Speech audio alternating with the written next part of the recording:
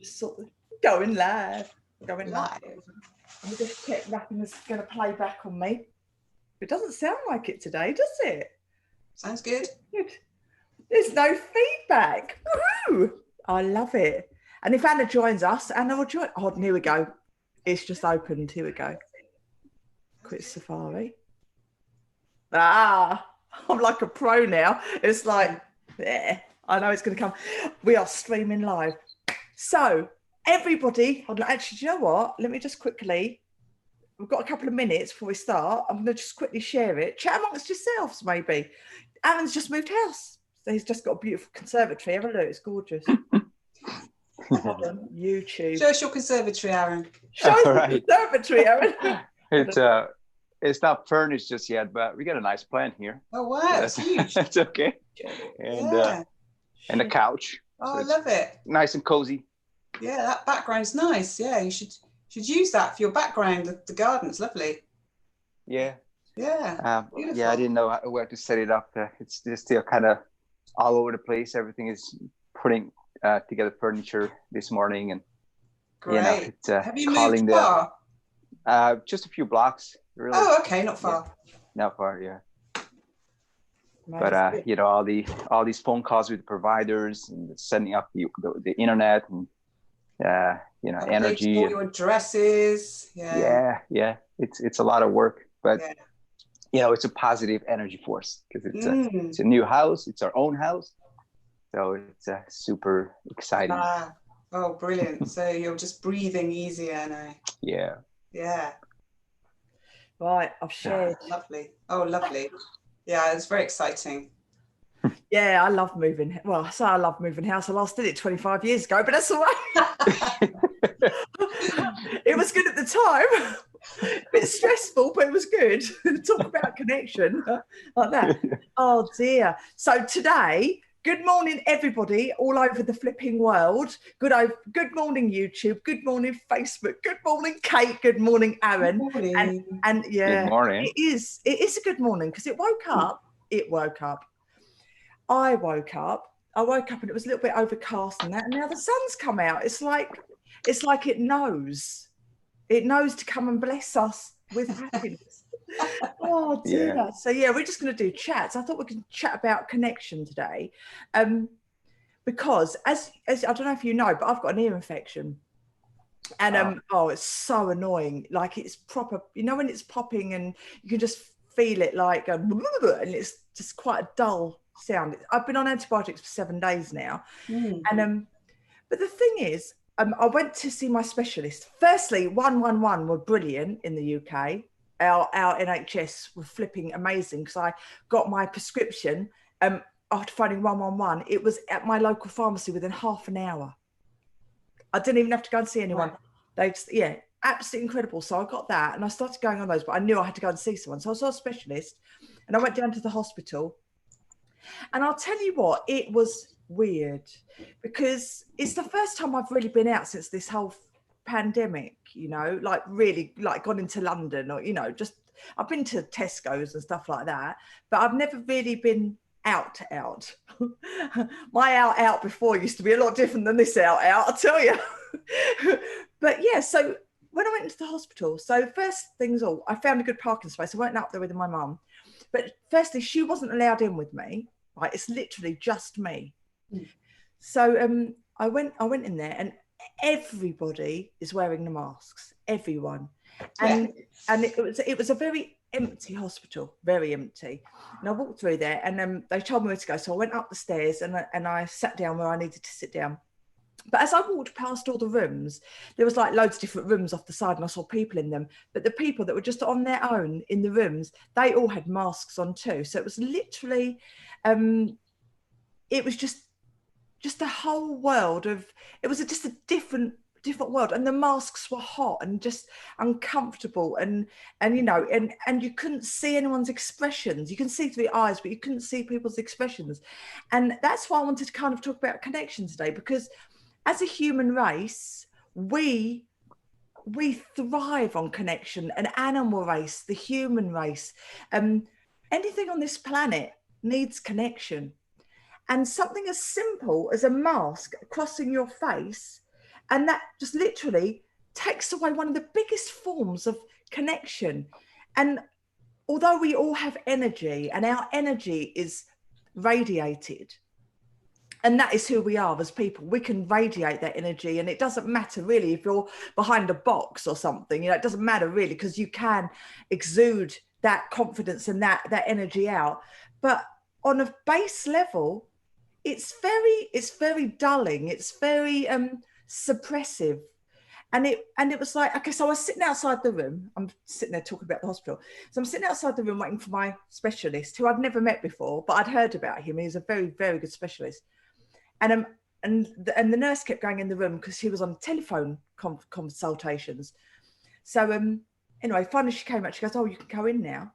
And he looked so happy, guys. He looked so happy that I was actually in the room in person there. And he said to me, he goes, "I thought this was going to be a telephone consultation. I'm so glad you're here in person."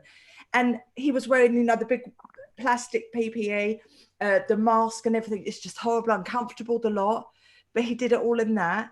But, you know, he was just a beautiful soul. And I could feel how genuine he was and how much he really just wanted to help. He just wanted to be there with his clients and just really help. And he was like, "I'm just so glad you're here." And I said, "Well, you can't fix this over the phone." I'm like, he was like, "No," he goes, "I just thought you were going to be a telephone." I was like, "No, I have to come in and see you. So I'm going to see him in 2 weeks' time." And it was an amazing first meeting. So it showed that even though the masks were covering, and, you know, I couldn't shake hands with him or be my usual self, you know, like as in what I would normally do, "Hi." And they normally go, "Oh." But, you know, I couldn't do that.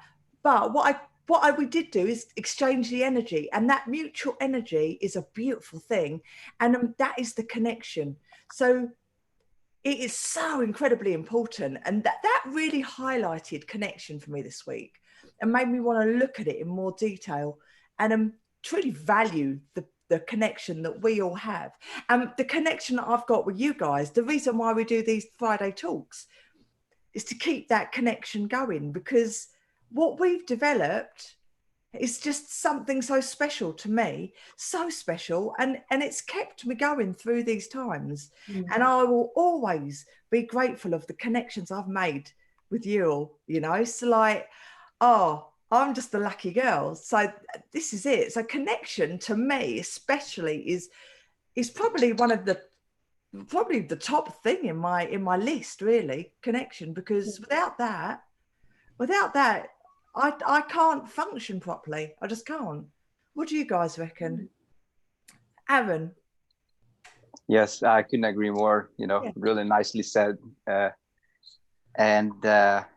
to me also, I mean, when you compare communication as an exchange of information versus connection, exchange of emotion, there's a major difference between the two. And it really is something we thrive on as human beings, as you mentioned, because that's how we learn and you know, generate and share information. And through that, we learn, we help each other, you know, we're compassionate, you know, we support each other. And it's all through connection. Yeah. And it really is what you talked about, your experience with the masks on and in these strange times. It just shows that the face-to-face communication, let's talk about communication, is the quality of communication is always better face-to-face, because we can use the nonverbal powers, as you also said. The physiology, they say, you know, experts say that only 7% of what's transmitted between people, what's communicated between people is transmitted through words. Only 7%. Wow. And 38 is the tone of voice, and the 55, the majority is as a result of physiology, body language. So that just shows, and that's proven science.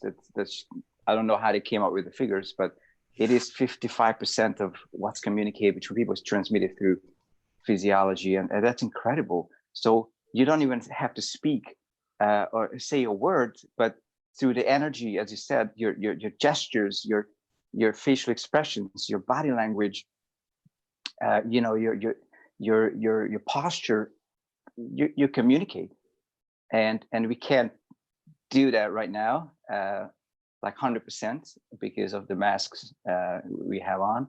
Yeah. And everybody is a little bit more apprehensive, and the approach, these face-to-face interactions, you know, with sort of It's so sad though, isn't and it? yeah, but I can still see that people are craving this. Like, we just moved house, and the neighbors were so welcoming.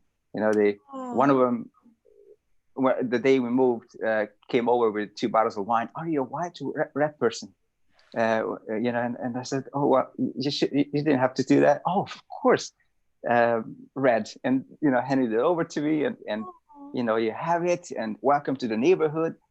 The next door neighbor came over, introduced themselves. Any help you need, let us know. The other neighbor joined in. Oh. And basically, I always got to know everybody here, and they were all offering their help and support. And it's just, it just makes the world go round. Really, really, when you exchange, when you contribute to this flow of energy, right? Because it's also, as you circulate this flow of energy, you know, amongst people, just as we're connected at a quantum level. So connection starts at a quantum level, isn't it? Interesting. Yeah. We're all connected. When you go down to the atom and the empty space, yeah. So everything is connected to everything. We're all connected. And sometimes a lot of people don't know why, but when they connect with people on a daily basis, it lifts their mood, it makes them happier, and it's just a very simple thing to do. And everybody can do it. Everybody can exchange a smile. Everybody can say a nice word to a complete stranger and strike up a conversation that's connecting. Yeah. One of my friends from Canada, he did a project. It's called Talk to More People Project. He traveled around the world for more than a year and posted videos on how to meet strangers and what sort of what opportunities and benefits you can reap. So health benefits. He says that connecting face to face, meeting strangers can bring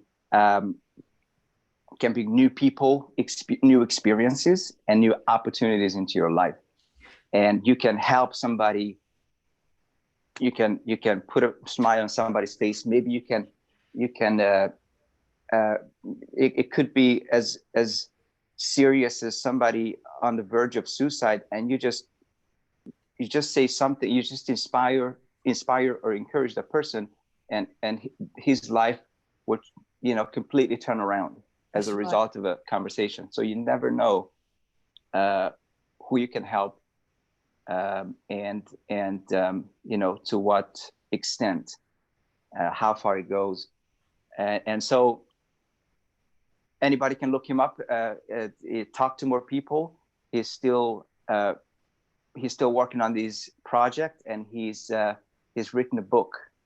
It's due to be published now. Talk to More People, about tips and the skills, how to meet strangers and how to increase the quality of your life and everybody else's. Nice, very nice. Yeah. So I think I'll yeah, thanks. That's very interesting about that. About 7%, eh? 7%. Oh, yeah. Yeah. Love it. It's Kate, my beauty Kate. My beauty Kate. Yeah, I was just thinking, I was loving the idea of that, traveling the world, just talking to strangers and just learning from that. Sounds like a fabulous thing to do. Yeah. I think the two of you have both been talking about connection with others, and I think that's, as we said, we're wired for connection. I mean, it's survival for us, connection. You know, we're not really meant to be on our own. We're meant to be in a community. We're meant to be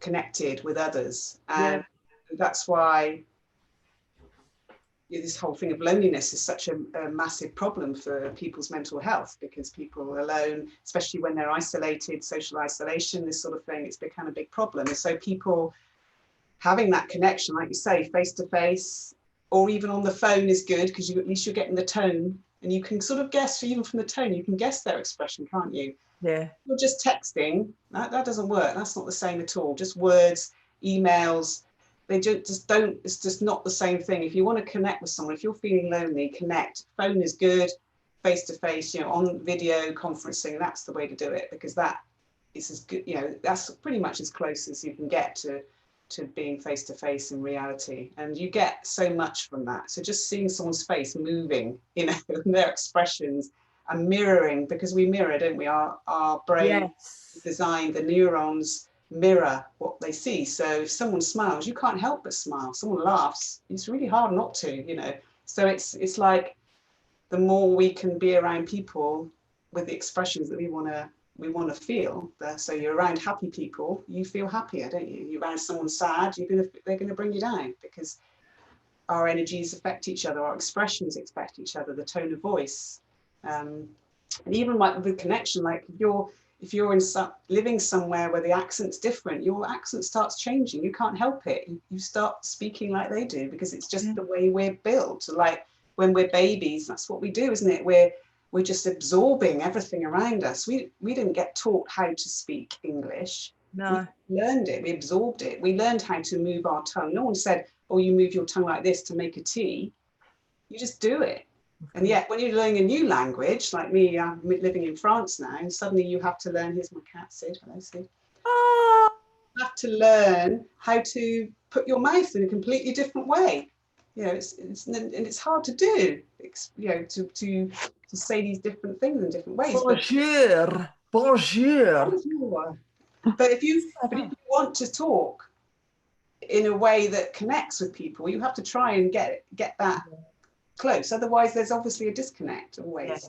Even though they love the way we speak French, they love our English accent, so you know we're okay. So, okay. But so I think as babies, you know, we're made for connection, and that keeps going throughout life. But we're just super good at it when we're young, and we're very connected, not just with the outside, but also our inside. We know how we feel. You know, we feel bad, we cry, and we feel angry.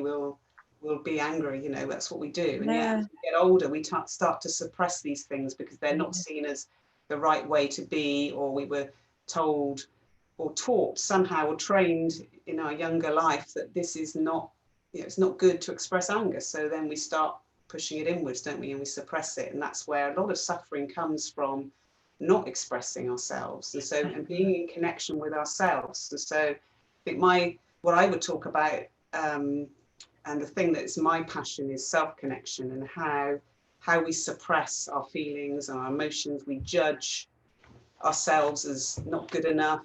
Hello, Sid. I love you too. I want to cuddle. He's not the most cuddly of cats, I've got to say. He is when you're on camera. He's all right at the moment, but he might just reach a paw up and scratch you in a minute. Oh, I love cats. Their connection. Animals' connection. Yeah, they do. I mean, they do. But again, with animals, like connecting with animals, that's another thing, isn't it? It's not what you say, as Aaron was saying. It's tone of voice, and it's all about tone.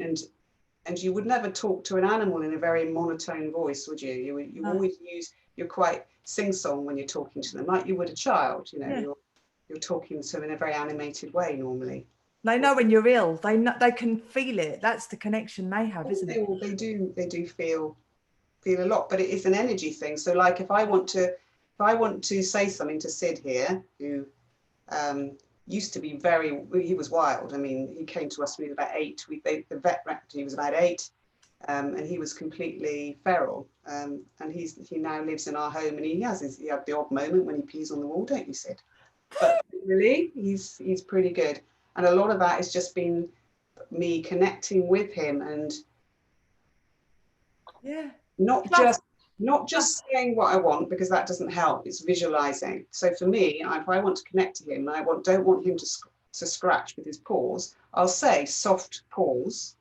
So you, like NLP, isn't it? You don't say what you don't want, you say what you do want. So, yes. so I say soft paws, and then I have a vision in my head of him bringing his claws in, and I send that to him. I say, when I'm saying the words, that's what I say to him, and he does it.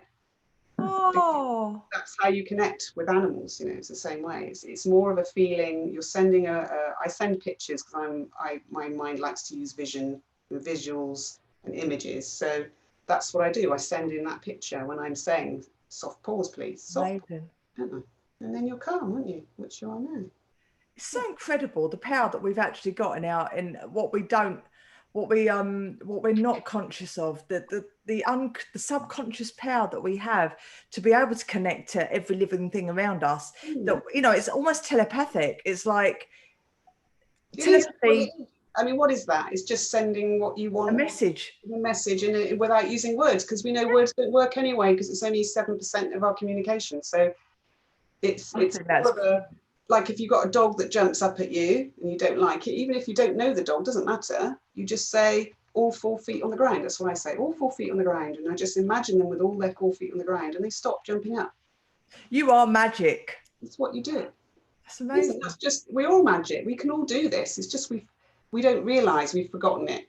And the same thing is connection with the self. Is just, I was listening earlier to a really brilliant technique about self-connection in therapy, because he's going off to the side now. What are you doing, Sid?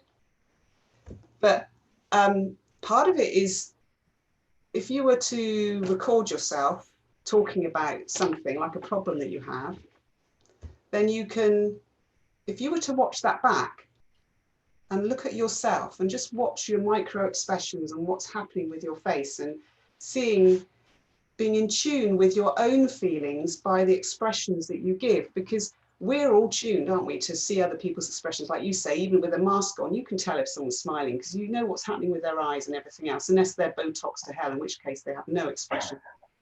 They can't connect with anybody. And that's an aside, really, because with people with Botox, especially mothers, they can't connect with their kids, their babies. They can't, because they've got no expressions. Depends on the amount of Botox. But it does have a massive effect. Yeah, it does. It does. It's not real, and so babies don't know how to bond with their mothers. You know, it's sad. But anyway, that's another thing. But this whole thing of watching yourself, and so many people hate looking at themselves on video, hate looking at themselves even in the mirror. If you look in the mirror, pretty much all you're doing is brushing your teeth or putting your makeup on or brushing your hair, whatever you're doing. That's all you use a mirror for. But to actually get to know yourself, and imagine when you talk to somebody and they smile, then you know, you get an immediate feeling of safety, don't you?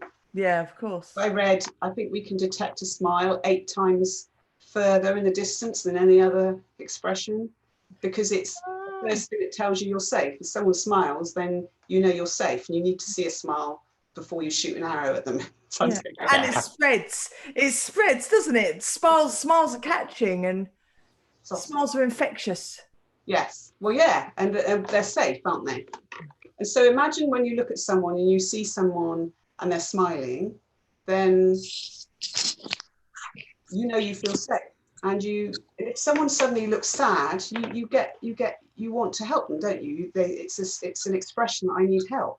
Yeah. So imagine that if you look at yourself on a video and you suddenly see yourself looking a bit sad, then you start having empathy for yourself instead of beating yourself up, because we all beat ourselves up a lot. I think in our heads, we criticize ourselves, hate looking at ourselves on a video.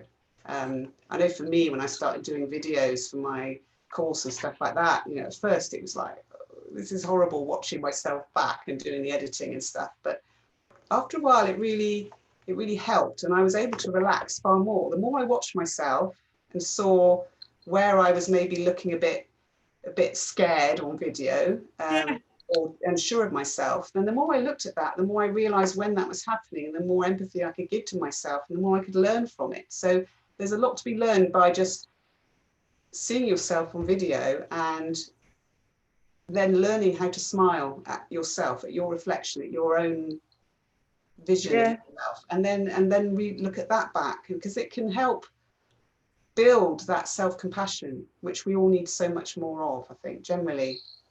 And so it's a brilliant technique that I'm looking into at the moment, something to incorporate in my work. The more I do it, the better therapist I become.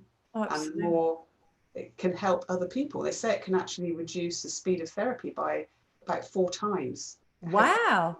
How quickly people come to understand what's going on inside of them when they see their own expressions and understand what their feelings. You know, when I'm smiling, what am I really feeling? What's happening to my cheeks? What's happening to my eyes? And when you actually see that, and you're then more aware of your expression when you're actually doing it. So the way of being more self-aware in the moment. Yeah, and the thing is as well, I mean, you can tell if someone's giving a genuine smile, or if someone's like smiling because for effect, or smiling in a negative way because, you know, as an angst kind of thing. Or you can tell if someone's well, I mean, that's the thing actually, because a smile is almost a reflection, like your eyes, through your soul.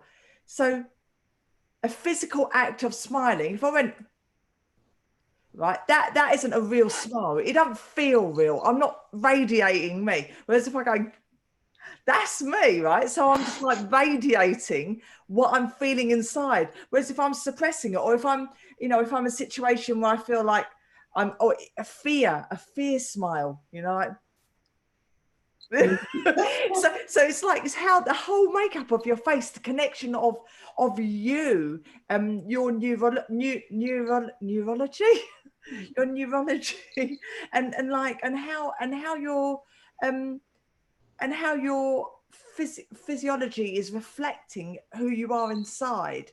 So yeah. But they also say that a false smile is you just fake it till you make it, and actually make it, because they did some, and I can't remember who it was that did the research, but they actually put chopsticks in people's mouths to make them do a false smile, so they didn't feel like smiling at all, especially with having a chopstick in.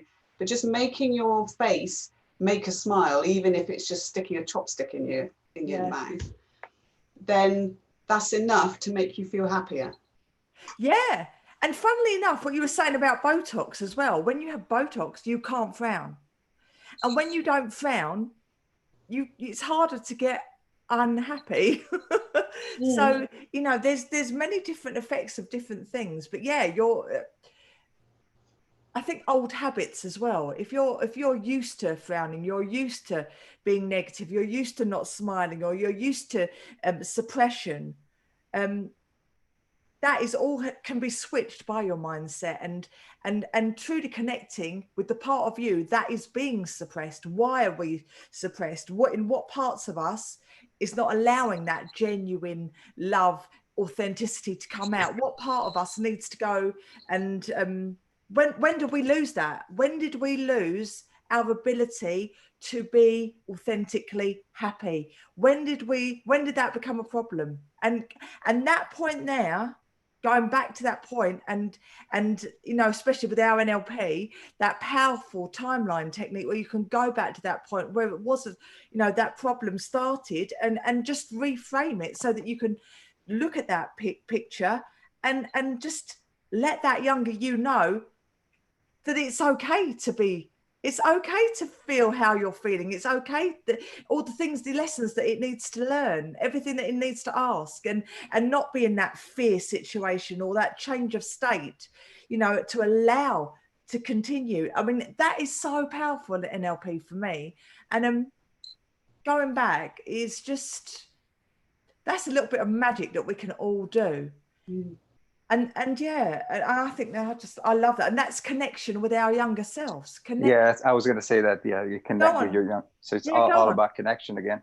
Yeah. With your new self and the younger, older self that kind of shielded for many years and couldn't really resolve anything. But once you start connecting, and of course, you know, a lot of people, they don't talk about the problems, so it's all bottled up. But when you share it with somebody, you know, shared joy is double joy, and shared sorrow is half the sorrow, right? Yeah. It's true, because you start processing it. You can't process it on your own. You can't process everything on your own. It's really hard. You need direction. You need to connect and hear somebody, or being listened to, and that's part of connection. And empathy kicks in, and compassion kicks in, and it just makes it whole and real.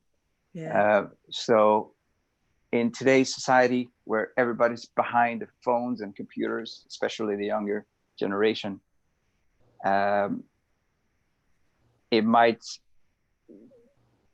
this way of living might contribute to a lot of mental health illnesses, because a lot of these youngsters become desensitized to the actual feeling of empathy and compassion, because they just exchange text, but they can't read the emotions.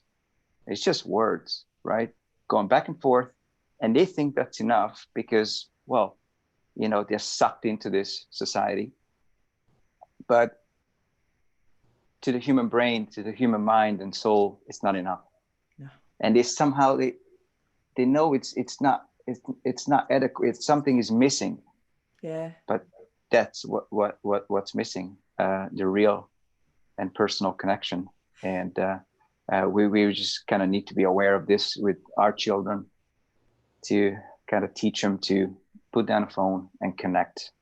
Now we're talking, we're engaging in a real conversation here, not looking at your phone. And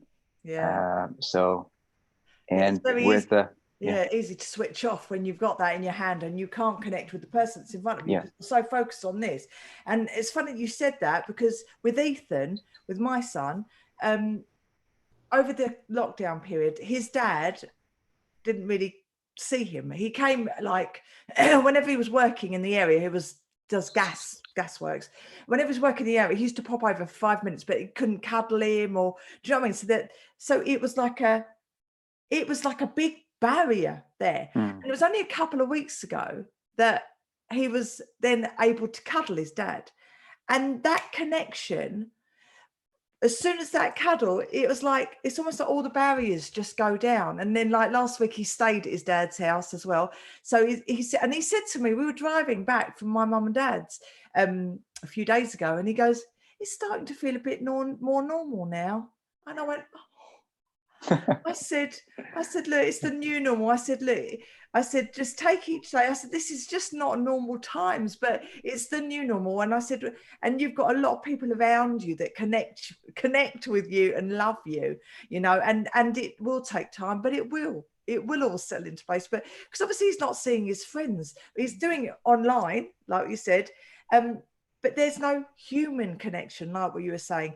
And yesterday, he got asked to go into school, his class, so it's 30 in his class, and they were invited into school for 1 hour to go into the school field and just to play with each other, to say goodbye for the year, which was a lovely thing, because he hadn't seen them for months.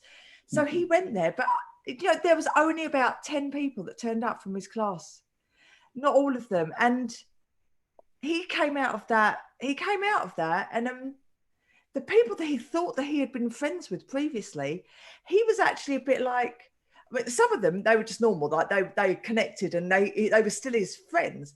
But then other people, he was very disappointed, because he came out there and he was like, they've changed. They've really changed. Like, and I said, in what way have they changed? And like in his words, he goes, they've become stuck up. They're part of the sassy squad. So the people that he had a connection with, the girls that he had a connection with, before the lockdown, they've turned into something that he doesn't connect with and he doesn't resonate with. And that's the power of the disconnection, because they've become something that he doesn't recognize. And so the connection that he's had over his Xbox or his PlayStation with his friends, they're the ones that he was playing with at school. So he had that connection there. And in real life, that connection was there. So that was a good thing. But with the people that he hadn't connected with so much, or just seen on TikTok, no real interaction, there was a big separation there. And it was just like, he was going, oh, well, it's year 6 next year, and then I'm going to a new school anyway. He said, but it must be, I mean, it's mind blowing for us, everything that's going through, isn't it? Let alone for a child. It's crazy. Oh, yeah. I just, sometimes I look around and I'm just like, I mean, I'm flipping so grateful for this time. I've loved every second of it, because I've connected with myself on a level that is so incredibly important for my life. So, you know, I'm forever grateful, and this will never change. This will never change. And I'm just grateful for the time, for who I am now, like who I was before, but developing it, and like, and truly being able to help others in this time as well. That's been so powerful. I think that's the power of being alone, isn't it? And so there are times when it's great to be around others, and you're bouncing off each other, and you're sharing joy, like, or sharing sorrow, whatever it is, you know, it's great to have that connection. But also alone time is also very important, just for that self connection. Yeah. And so too much of it can send you mad, I know, because I don't like to be on my own for a long time, but I do love to just, especially just going out in nature, just like a 10-20 minute walk, and just sitting and being outside on my own. It's a very powerful thing to do, and to be able to just sit with yourself and your thoughts and your feelings, and just whatever's coming up for you, just being okay with that. And I think it's a really good practice to do, because there's a big difference between loneliness and being alone, isn't there? And so that being alone time, I think everyone should have that. I mean, whether it's just having a bath at the end of the day or something, that's just a time when it's just yours, and you're just sitting and you're being on your own, or walking out somewhere, or even if it's just sitting reading a book, even something like that, that can just be very important time. It's just a kind of reset for yourself. And I think that's just, it's a good point you made, that whole time of just reconnecting with yourself, and just being able to do that, because you can be, by being around other people, you are constantly being kind of triggered, aren't you? You're looking at these cues, the facial expressions, what people are saying, you're thinking about what's being said and what that means, and all this stuff goes on. And sometimes it's good just to sit and just be with yourself, and whether that's like a practice like meditation, or whether it's just a simple walk, or just to sit reading a book, just something that is just for you. And I think that's something that before the lockdown we were all quite bad at doing generally, and I think maybe we've all got a bit more of a habit that we can stick with now, and use that time. It's like life was just on fast forward before, and now it's just gone pause, reflect. I think, but also I think the other option, the opposite of that, is that a lot of people have been forced together in a space, and no one can leave, and so you have no privacy at all, and so that can be hard to. And I think people have been missing that bit of private time as well, because I know certainly a lot of my clients that I thought, even though I couldn't see them face to face, we can do one-to-one on video, it's fine, but they couldn't get any private space to talk, so can't do the work. That makes sense. Yeah, we're very lucky that, you know, we've had this time, but obviously others aren't so lucky. And you know what else, in prisoners of wars, they get tortured by isolation, don't they? Isolation. It's the worst thing you can do to someone is so we've actually, we should celebrate the fact that we survived.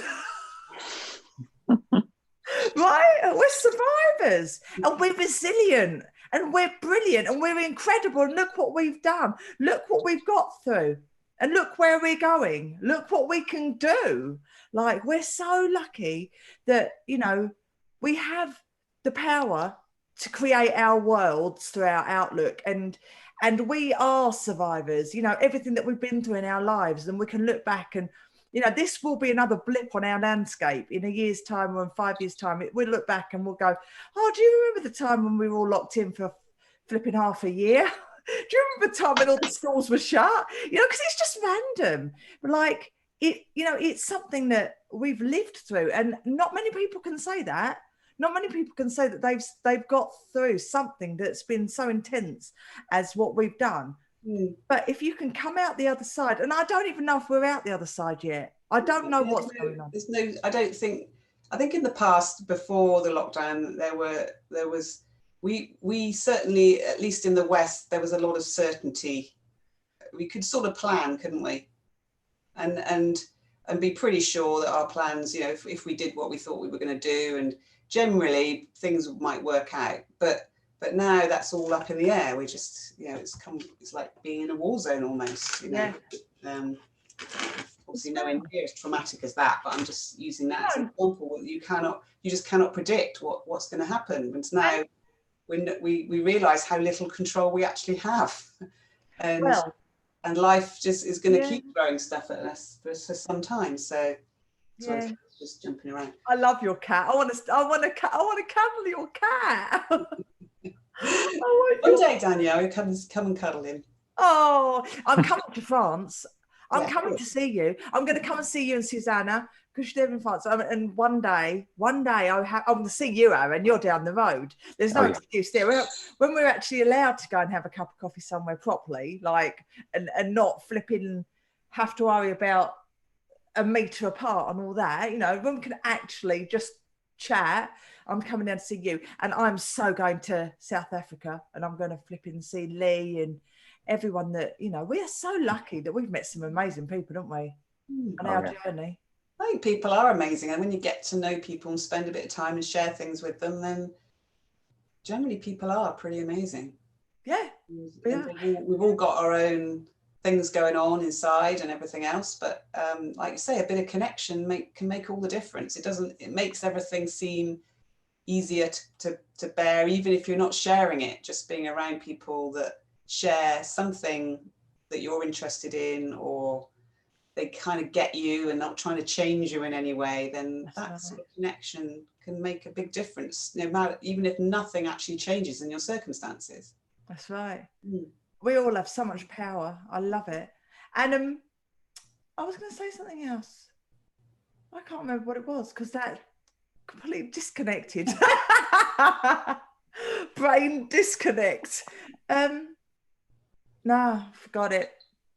Well, generally about feelings, because another big thing that I love is this whole thing of, because like when you're a child and you have this, you're complete, aren't you? Everything's okay. You just trust the world and everything else, and then bit by bit, you know, life throws things at you, and then you suddenly realise, oh, that doesn't quite work the way I thought. Now I'm going to have to behave like this when I'm around this person and whatever. And we start putting on these masks, don't we? That for different people, pretending to be something we're not, just to be accepted and connected with people, because that's our safety mechanism, security. So, and so we start to sort of split a bit. So we're not so complete anymore. All these parts are still there, but they all start sort of splitting off and having their own little personalities. And sometimes, you know, Mr. Angry comes up, and other times it's, you know, somebody who's like maybe more protective about you and this sort of thing. So we have all these different parts that show themselves, and we start to suppress them. Like for me, growing up, anger was a no-no in our house. You don't show anger, and so it was something that I would suppress. And so I became really good at sulking, brilliant sulker. And then my parents would just laugh at me when I sulked, and they'd say, and they would call me names and things, like they would just say, because trying to get me out of it, but all I wanted was a hug, really. Aww. That's all I wanted. But to have your parents laughing at you, oh, look, you're sulking again, like this sort of thing. So it didn't help. And so I just sulked even more. So more and more anger, more and more internalize that. And so then it takes a lot of work to suddenly think, okay, I'm going to be okay with being angry and show anger now, because anger is important. I mean, it shows when your boundaries are being violated. And so it's a really healthy emotion. You need anger. You need to feel it. You don't necessarily have to express it in strong ways. Sometimes you do. Righteous anger is important to express so people know, but in controlled, you know, balanced ways. But for me, anger has been a really hard thing to work with. And so for a long time, I would hate anger, thought it was bad. And I was also very scared of it because I didn't really know how I was going to if I did express it, would I ever be able to stop, or would I just, explode, never come back down again? Is it anger or is it frustration though? Because I think I think frustration is, anger is more about where your boundary. Frustration is like other people aren't doing what you want them to do, I think. Whereas anger is more, you violated one of my basic values and one of my basic. I understand. Yeah. That's how I see the difference. And so, if you don't show anger or even feel anger, because I could even feel it, I would just shut down and sulk. I would go inside. So very passive aggressive. People just expect people to. When I was sulking, they would need to know exactly what they'd done to upset me and what to do about it, because I wouldn't be able to tell them. I actually couldn't speak. I would completely shut down. And so being able to express your needs means you have to be able to show a bit of anger. You have to at least accept the fact you're feeling it and know what that is. And then what are my needs, which of my needs weren't being met?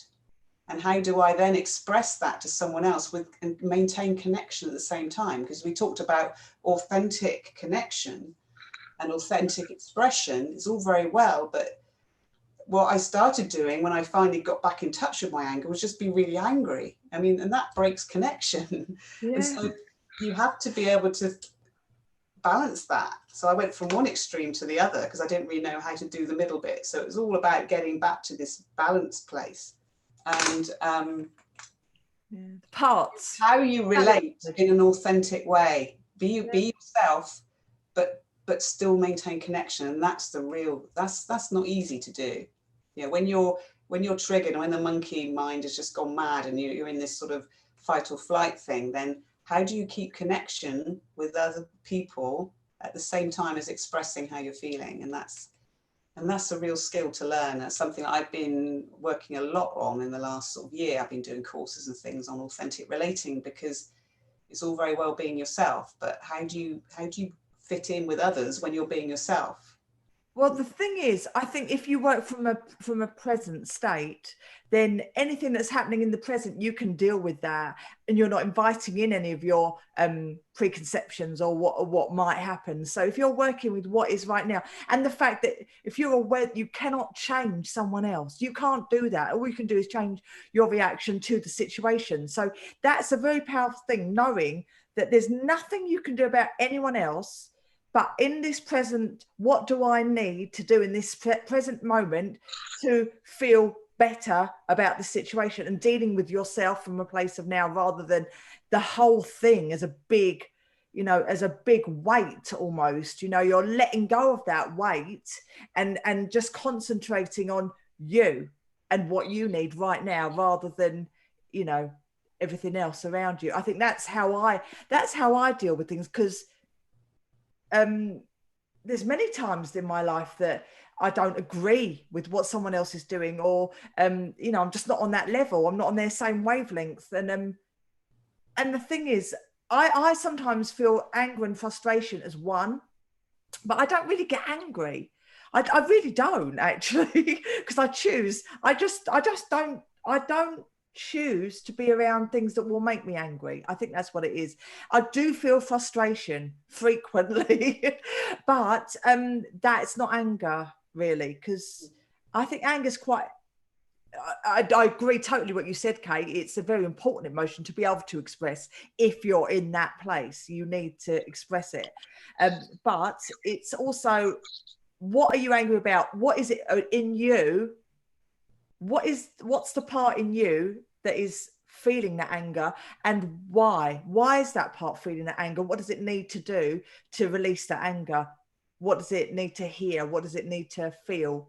And when did it start? When did this anger of this situation, when did that start? Yeah, that's like you're saying, are you responding to what's actually happening, to reality, or are you responding to something that happened when you were 5 and it's just, you're compounding it now with all the past angers in the past and places where all the same thing happened to you, and it's like you say, releasing all of that, so then you can just be present and you're just reacting to now at the right level for the situation you're in, and not, somebody just says looks at you in a certain way and you just go off on one because because of all these things that happened in the past when your father looked at you that way or whatever it is. So, yeah, you're right. So it is, the more present you can be, the more, and the more mindful you are of all these maybe things that are triggering you, and these hot buttons that you have that don't touch that, don't ever mention that to so and so, because they'll go up in the air, you know, sort of thing. So it's those, isn't it? Which are your hot buttons, and how do you just,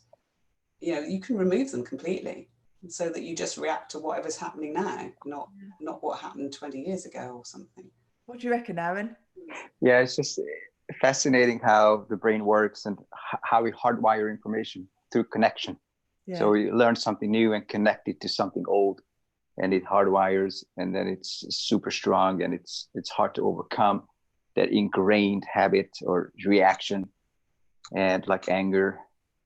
But luckily we've done NLP, and we can utilize some of those great skills, and these really good presuppositions we learned, that every behavior has a positive intent. So a lot of times when we're with a partner and there's a fight over something, and it's really easy to jump into conclusions, and then you get really angry and upset. But with what we learned in NLP, obviously it's a never-ending learning journey. There's no such thing as finish, but it's really good to have this freedom of emotion, and how we can react to the situation, not to. So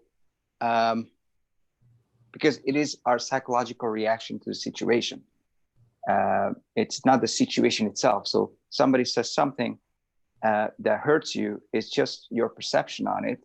She might have a different perception on it, and she feels differently, but at the end of the day she also wants the same thing.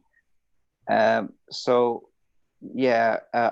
do agree with Kate also that anger and all emotions want to be expressed. It's just what it is. They all want to be expressed and dealt with, so we shouldn't suppress it, but of course finding a way to not to act on it is kind of a never-ending learning journey. And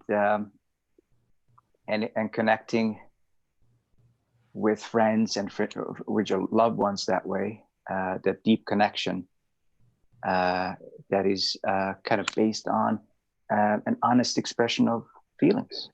Oh, I love that. I've been trying to practice this, because I used to sulk as well.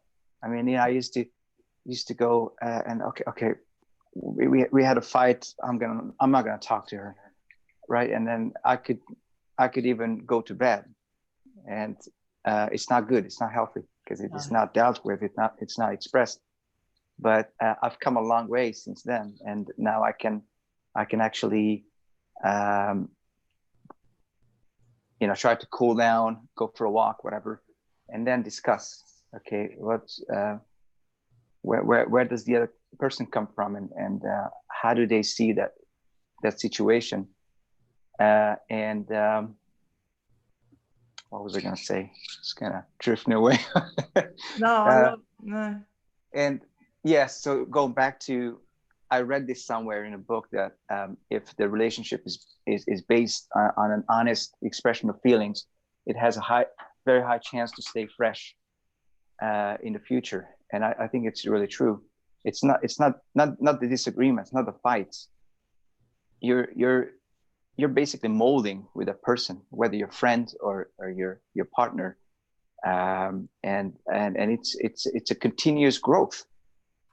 So I used to think that fights in a relationship, they mean it's bad. You don't click with a person. It's not true. No. It's a learning journey. Whether your partner, whether it's your friend, they always teach you something about yourself, about the world, if you look at it that way. And right. I think it strengthens the relationship as well. Yeah. because you, like you say, you learn more. So Yes. it's more honesty, really. It's like, because connection is without trust, there's no connection. So you have to feel trust. And so, and how do you trust someone who's not really being truthful about their Yes. feelings? So Mm. so Yeah. it builds trust. You know, that's like, I remember we used to say in business that if you had two people that didn't get along in business, send them on a trip together. So they were away 2 or 3 nights, you know, and then they need to, if they need to work together well and connect in that way in a relationship and business, then get them to spend some time together out Yeah. of work, so they get to know each other a bit and get to sort of have those sort of connections, and chance to open up a bit and see each other outside of the context of work, and realize that, yeah, they've got a family and they're real and they have feelings and this sort of thing. And that always used to be a thing, that the more we spend time with people and are more real with each other and honest and open about things, then those sort of things are where the best connections are made. I think it's a bit like people who talk about the Blitz, don't they, in London, and how people sort of reminisce about it in fond ways. I mean, it's the most horrendous time, and yet everyone was just being real and open and honest with each other. There was no pretending, and they were going through really horrible times, you know, real panic and fear, and yet it brought everyone closer because they were going through a hard time together. It's incredible, isn't it? Yeah. And that's the thing. We are going through our own blitz. That's what it is right now, but it's just in a different way. It's just an invisible blitz. Yeah, it's challenging, isn't it? But the more, if you're sharing that with somebody and going through it together, and then you can't help but be more real and open. No. So you can't keep the facade up forever, can you? No. So the connections that we've made in this time period are the most powerful, important connections that we can bring to our lives as well, because these are the people that have been around you and helped you through some seriously tough times. So connection right now is just like, oh, it's just magic. It is just gold. But I can't believe it's like, if it's been an hour. Right. Has it? Gosh. No, it goes so quick. I wanted to end it because we were talking about smiling earlier, right? Yeah. And so I'm going to end this Friday chat, because it's nearly the weekend, right, with my favourite poem. And I've said it in one of my motivational minutes before, but this is dedicated to everyone watching this and to you too, you gorgeous, beautiful beings, right? Smiling is Infectious by Spike Milligan. So this is signing off by that. Here we go. Smiling is infectious. You catch it like the flu. When someone smiled at me today, I started smiling too. I passed around the corner and someone saw my grin. When he smiled, I realized I'd passed it on to him. I thought about that smile, then I realized its worth. A single smile, just like mine, could travel round the earth. So if you feel a smile begin, don't leave it undetected. Let's start an epidemic quick and get the world infected. Yeah. Oh, so on that note, anyone that's watching, have a beautiful weekend. We flipping love you. And yeah, just connection, make use of it.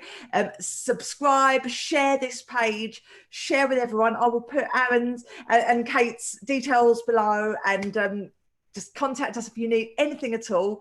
We love you, and we're signing off from now from YouTube and Facebook. Au revoir from us. Hold on, let me just see if I can stop live stream.